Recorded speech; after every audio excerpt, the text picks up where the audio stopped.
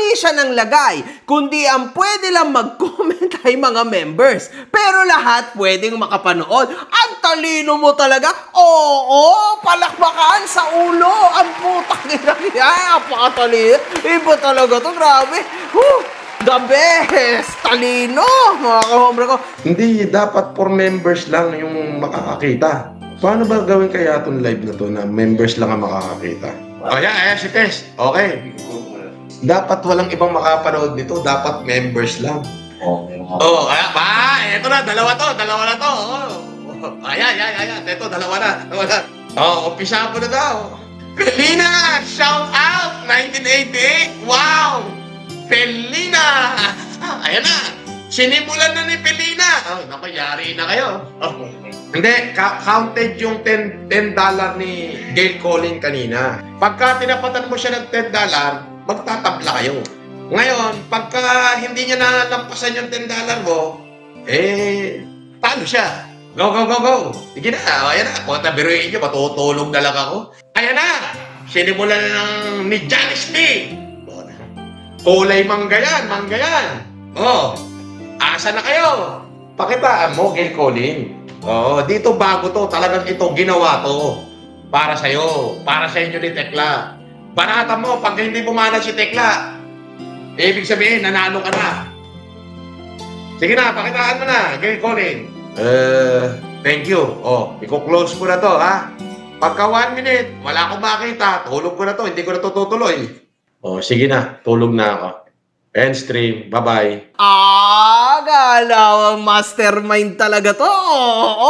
Atin po basahin ang isang status ng netizen. Please, admin, approve this post. This live video is painful and disturbing to watch. So watch at your own risk. Dahil dito nyo makikita kung gaano ka-demonyo yan. Hindi siya nagmumura dito pero makikita nyo kung paano siya manggatong para mag-away-away ang mga OFW para magpataasan ng palipad sa live niya. At tagagatong siya. Diba galawang demonyo? Mga moment pa na nag-mute dahil alam mong nagsasabi ng foul sa isa sa mga andon or whatever dahil nagtatakip siya ng bunganga. Hindi ako lip reader pero bakit ka mag-mute kung wala kang sinasabing masama, di ba? Punyeta ka gusgusin. Deserve mong makulong pala talaga. Please, Boss Mark Jason MG, this video is best example kung gaano siya kasama.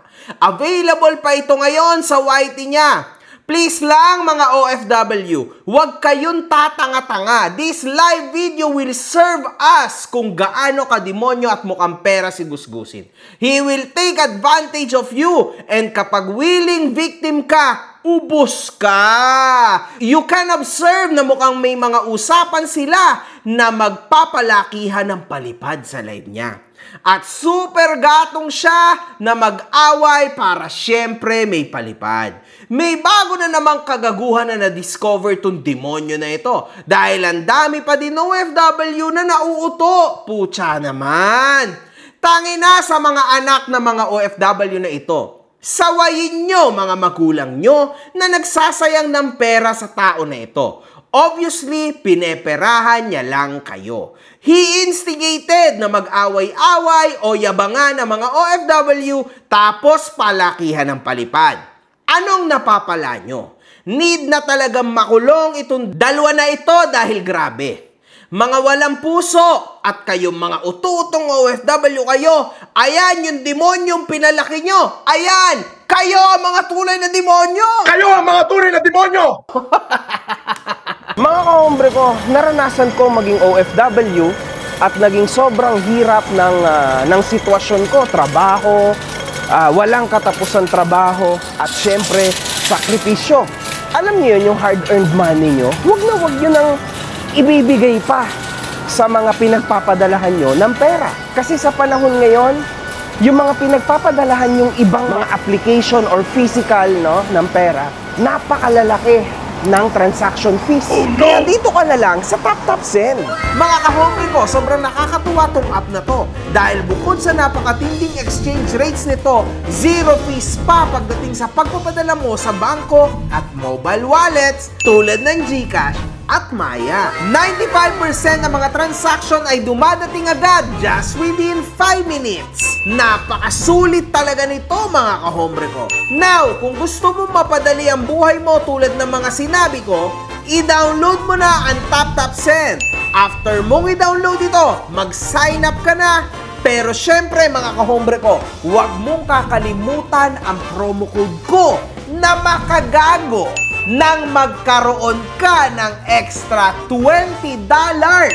Totoo yun, $20 sa ipapadala mo sa una mong deposit.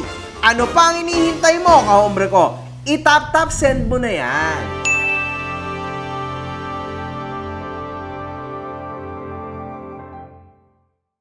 Alam nyo mga kahombre ko, isa ho ito sa motibasyon kaya natin kinikitil ang isang Norman Gusgusin sa kanyang existence sa internet. Kaya araw-araw kami, kasama ng mga vloggers na maliliit na kasama ko, no?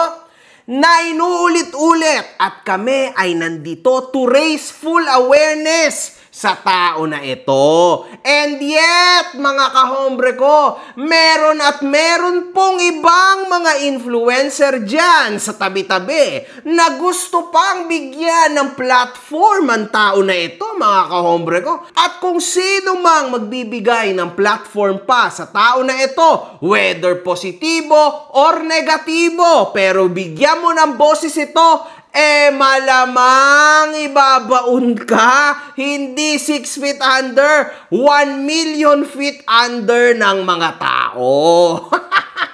Tanging ang taong ito lamang, mga kahombre ko, ang hindi mapapatawad kailanman ng sanlibutan sa internet, mga kahombre ko. Kasi kailangan talaga po na matuto ng tao na ito ulit ng leksyon. Partida na nakailang taon na ho yan sa hoyo. Hindi pa rin natuto. Mas lalo hong bumulastog ang utak ng tao na ito. Ngayon, mga kahombre ko, sa totoo lang, we are doing this match, this battle, kasi we need this. Kailangan po talagang mabaon ng tao na ito sa kahihiyan at sa impyerno, mga kahombre ko. Wala pong lugar ang mga gantong klase ng tao sa internet. Lalong-lalo na pag naaalala ko na ang mga binibiktima ng tao na ito ay mga OFW. Kasi hindi po deserve ng mga OFW na maloko ng ganito. Kaya hindi ako magsasawang mag-video hanggat makarating ang bunganga ko sa mga mata ng inyong pamilya, mga kahombre ko, na nasa ibang bansa, na maybe plano at pakay gumastos para sa tao na ito. Yun lang yun, mga kahombre ko. Tayo'y magtulungan para puksain ang ganitong klase ng tao. Kamakailan lang, si Norman Gusgusin ay makikita nating nakabalik muli sa Sheraton Hotel. Bumalik na naman ako sa aking kwarto. Sa Sheraton. Paano yan, oh? Ito, mga basher, oh. Porlano. Akala ko ba pan ako dito? Ang hilig niyo magpakalat ng fake news para kayo sila kanilaw. Ang hilig magpakalat ng fake news. Wala yung pinagkaiba doon sa mga basher ko na nagsasabi na ako daw ay ban sa Sheraton. Paano na yan? Sabi nyo ako'y ban sa Sheraton. Ba't nandito ako ngayon? Ayan, oh. Welcome to Sheraton. Diba? So, fake news na naman kayo. Dito, mga kahombre ko, alam ko naman na kami ang pinaparinggan ni Gusgusin. Hindi niya na nga lang ako mapangalanan kasi halata po na duwag na talagang tao na ito. Kay MG, alam niyo yon, wala na talaga, wasak na wasak. Ikaw ba naman ang mabigyan ng patong-patong na kaso? Sadyang hindi mo na mabibigkas ang pangalan yan kasi traumatized ka na? Oo. Wala naman po ako or kami na dinisclose na siya ay total ban na, yung tipong di na makakabalik.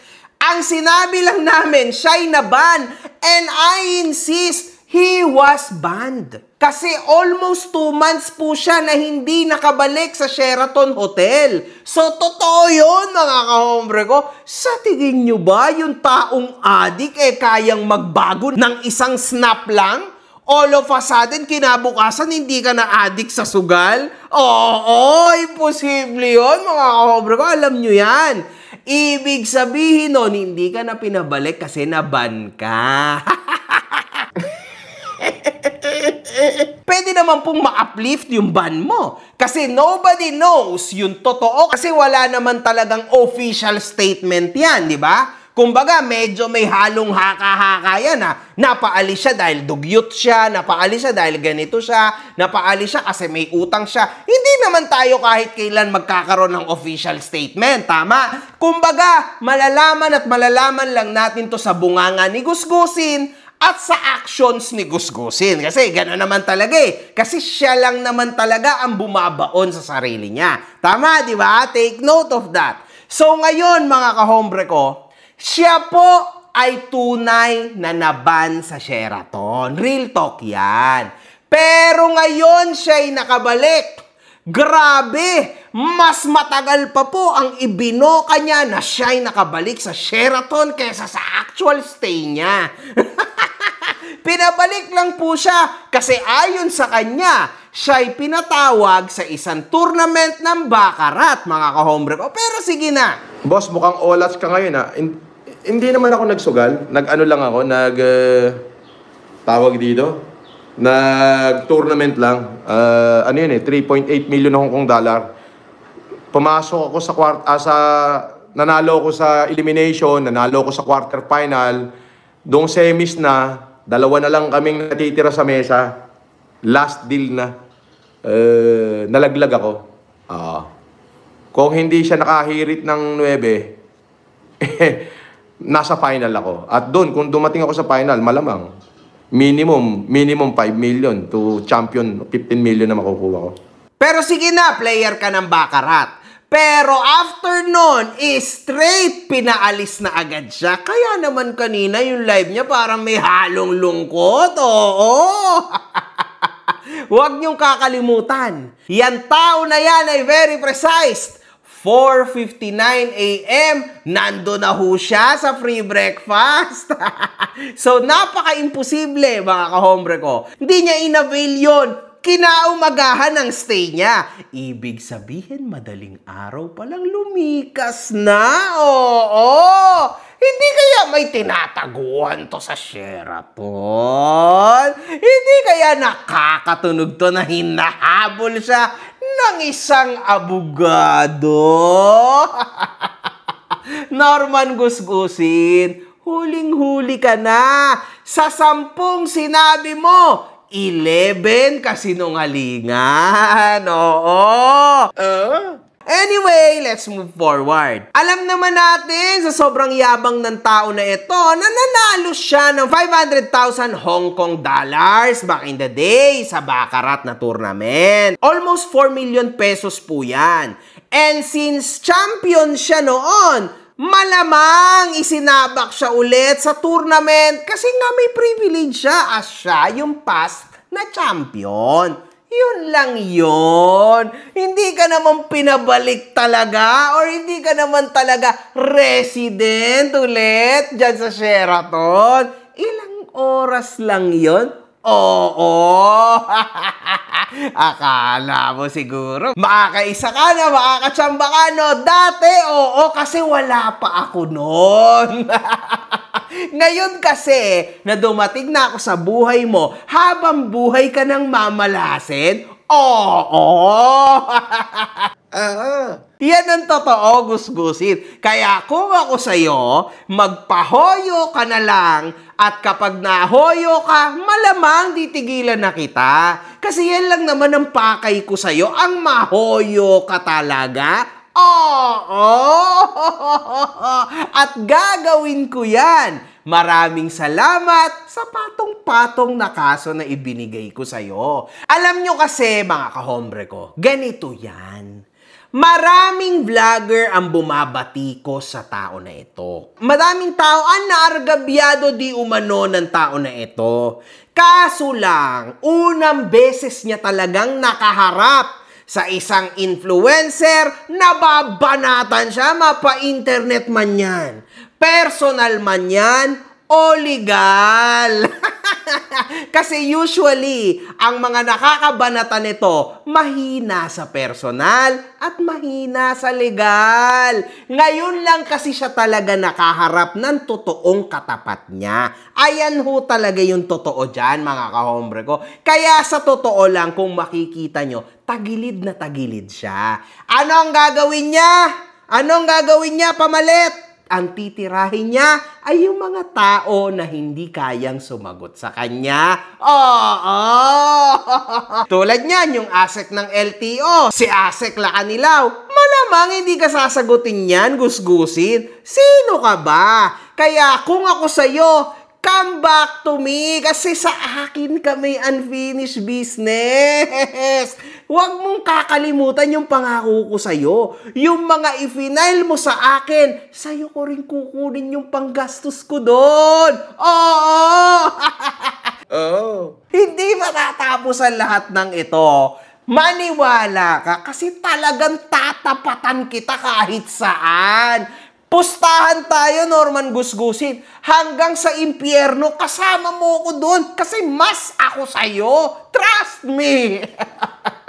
Hindi yan talaga uubra, Norman Gusgusin. No chance! So, kung ako sa'yo, mag-give up ka na lang. Maybe tama nga yan ginagawa mo. Huwag mo na akong pangalanan kasi duwag ka. Wag nyo nang isingit dito yung amoy sibuyas at hindi naman lilibel sa atin yun. Tama na yung nagkasuhan na kami. Hanggang doon na lang. Pero walang problema doon. Kahit hindi mo ko pinapangalanan, i-re-review kita ng paulit-ulit. Oo! Naalala ko pa, parang kahapon lang. Sinasabi mo na 2 beses isang araw mo ko mumurahin. Araw-araw ako magla-live. Araw-araw, 2 beses. Isa sa hapon, isa sa madaling araw. Ipapahiya ko yan. 2 beses ang araw ko magla-live, ipamumukha ko sa tao kung gaano ka fake news. Ipamumukha ko sa tao na wala kang bayag, puro ka bunganga, feeling strong ka, weak ka, poking ina mo. Duwag ka. Isa kang malaking duwag. Wala kang bayag. Pero pag pirma mo ng waiver, yes, magpapapiesta pa ako, king ina mo. Wala nang bearing yung pagtira niya sa akin. Kahit maggawa-gawa pa siya ng video niya, wala nang sustansya yun. Wala nang bearing yun. Bakit? Tingnan mo lahat ng video ko, 2 beses isang araw, minumura ko siyang poki ng ina niya. Pinangangalandakan ko dito na wala siyang bayag, duwag siya, ampaw siya, hinrotot siya. Di ba?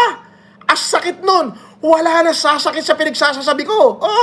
Hindrotot, walang bayag, buslog. Di ba? Wala na sasakit. Sa kanya na lahat. Kaput-aputahan ng ina niya. Di ba? Sakit. Di ba?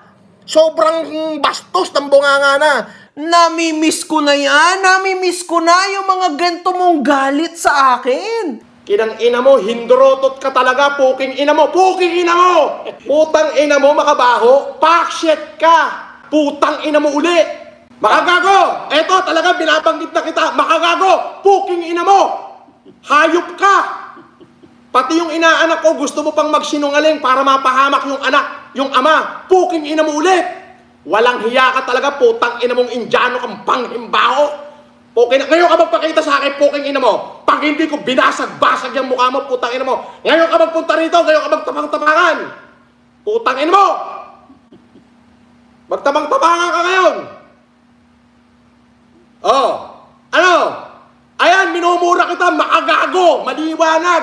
Makagago, putang ina mo. Minumura kita. Ngayon ka magtabang-tabangan, pag hindi ko binasag lahat ng ipin mo, ewan ko na lang. Dali, pumunta ka rito. Kahit dun lang sa gate, pumunta ka kung talaga matapang ka. Pag hindi ko binasag lahat ng ipin mo, sabihin mo, sinungaling ako. Susuko na ako sa'yo pag hindi ko nilugas ang ipin mo. Puking ina mo. Pinapangalanan na kita, makagago, puking ina mo. Oh, yun. Puking ina mo, makagago! Ayan. Ano, makagago? Galingan mo pa! Galingan mo pa, putang ina mo! Miss na miss ko na yung mga ganyan na gusgusin, yung mga angry gusgusin. Ako, bakit kasi di mo na ako pinapansin ngayon? Durog na ba talaga? Itong muka at boses ko na ba talaga ang nakikita at napapakinggan mo sa gabi? Yari ka dito kasi hindi talaga kita titigilan.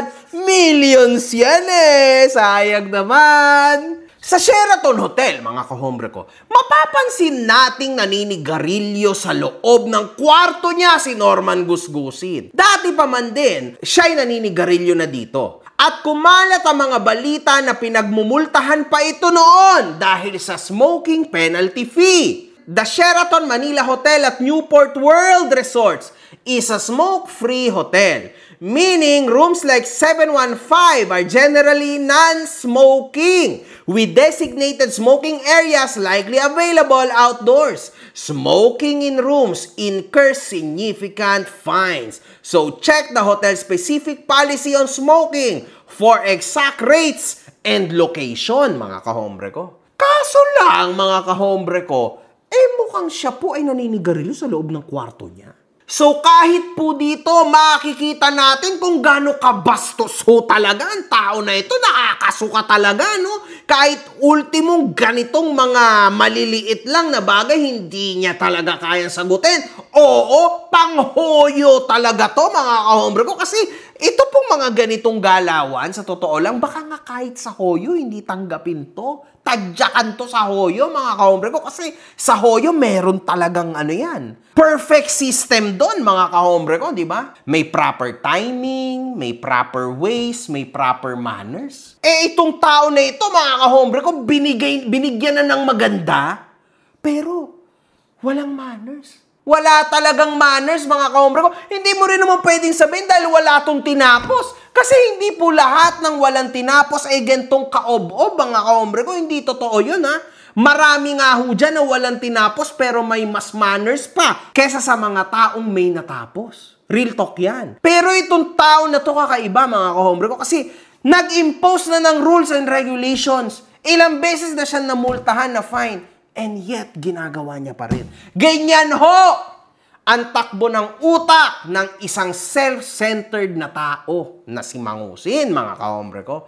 At dito, ating makikita na ipinasok niya sa bunganga niyang mabantot ang sigarilyo, mga kahombre ko. Pasok na pasok sa hoyo, mga kahombre ko. Tingnan nyo, grabe to, mga boss. Tibay talaga ng mukha nito. Muling bumalik na naman si Gusgusin sa kinakainan nito restaurant sa Resorts World. Anong sasabihin nila na ban ako ngayon? Eto nga, ako pa siga rito, biro mo, non-smoking area, nagsiyosi ako. Oh. Yes! Smoking was permitted at Happy 8 Restaurant. Sa party na yan, mga kahombre ko, nagtapang siya. Oo, pero sa maling paraan. Ano ba naman yan, Norman Gusgusin? Okay na sana, aso sa maling paraan ka pa nagyabang at nag-agas? Grabe talaga utak nito, mga kahombre ko. Utak nito, nasa tumbong niya talaga, legit. Kanina, nanigarilyo sa non-smoking area. Ngayon naman, nanigarilyo sa smoking area and pinapalabas niya na matapang at siga siya dito kasi syempre, ginagawa niya hindi pwede. Talagang panghoyoan to, mga kahombre ko, big time. Sa bagay, ilang linggo na lang naman ang freedom mo. Enjoy it while you can. Di pa sasalamatan kita. Katanga nito. Kahapon, nag-live din si Gusgusin kung saan pinabulaanan nito na hindi ho peke ang kanyang plaka. Di ba pinagkala mo na peke ang expedition ko? 2 beses peke ang yung plaka ko. Pinagkalat mo ng 2 beses. Talagang buong Pilipinas nakabasa. Na ibig sabihin, kung na peke, tanong lang ako. Kung peke yung plaka ko, paano nyo nalaman marehistro sa pangalan ko yung number kung peke? Eh, sa inyo galing yan eh. Ha? Paano ngayon kung hindi peke? Oh. Siyempre, hindi ko muna papakita yung plaka ko. Di ba? Oh, hindi ko muna papakita. Pero papakita ko na for your information na kalaw. Yung munang front na plaka ay papakita ko. Hindi ko muna ipapakita yung likod. Okay. Oh, ito yung front Lakanilaw. Ayan. Ayan. Lakanilaw na kupal. Siyempre, hindi ko muna papakita yung likuran. Oo. Di ba? Oo. So makikita natin dito mga kahombre ko sa right side na naandito po yung original na plaka ng kanyang sasakyan. Sa left mga kahombre ko, peke ho yung plaka na yan. Ano ba ang ibig sabihin ni Asek Lakanilaw dito? Hindi niya ho sinasabi na peke yung numero ng plaka. Ang sinasabi niya, peke yung pinaka-plate niya, di ba? Kasi yung official plate po ay itong kulay green. Kasi ganyan na pong kabulok at kaluma yung sasakyan niya. Kaso syempre, dahil iba nga yung utak niya, di ba? Flexing, alam nyo na yun mga kahombre ko. So, ang ginamit niya ay yung white. Which yan po ay hindi official ng LTO. Kasi ang white po ay ginagamit para lang sa mga bagong sasakyan. Naiintindihan nyo ba yun? Oo! So, ganyan po ang takbo ng utak ng tao na ito. Yes! Crazy, mga kahombre ko. Ngayon lang, mga kahombre ko, no? Gusto niya nang iparaffle ang kanyang sasakyan. Doon ho sa mabibigyan ko niyan, kasi ibibigay ko na lang ho, baka ho sa TikTok o sa YouTube, pakiusap na lang na mahalin nyo. Hindi ho peke ang plaka niyan, tunay ho yan, karirehistro lang po niyan, maayos ho yan tumakbo. Nung nakaraan, kaya pala matagal siyang umistart kasi barado yung kanyang, hindi ho yung fuel pump, yung fuel filter, madumi na. So pinalitan na ho, kaya ngayon maganda na yan. Doon sa aking mabibigyan niyan, ay yung mapipili ko, sana mahalin nyo. Alagaan nyo, at yan ay legendary yan, sasakyan na yan. Legendary. Grabe, ang tinding drama nito. Kesyo kasama daw to sa legacy niya. Ano kayo legacy niya? Hoyo legacy to, mga kahombre ko. Ang tibay talaga ng sikmura ng tao na ito. Dahil yan ho ay, legend na ho yung sasakyan na yan. Kumbaga, yan ho ay bahagi ng kasaysayan. Anyway, gusto niya daw po na iparaffle na lang ang sasakyan niya. Kasi syempre, mga kahombre ko, kukuhanin rin naman daw yan ni Asek. So, iparaffle niya na lang. Kaso, ipaparaffle niya daw yan sa platform niya sa YT kung mag 50,000 subs. Kung sa TikTok ko ibibigay, kasi yung isang TikTok ko, 4 million followers po yun. Yung isa naman, kulang-kulang 1 million. Baka, ngayon, kung ano gagawin natin? Sa YouTube. O sige, ganito. If within next week, inaabot tayo ng 50,000 subscriber, sa YouTube na lang natin ipamigay. Sa YouTube na lang natin ipamigay. Tapos, sa kabilang banda, pag hindi naman daw nag 50,000 subs, di sa TikTok na lang kasi meron siyang 2 account doon. Isang account 4 million, isang account 1 million. So, in short, mga kahombre ko, alam nyo na. Kahit mag 50,000 subs pa yan, hindi niya gagawin yan.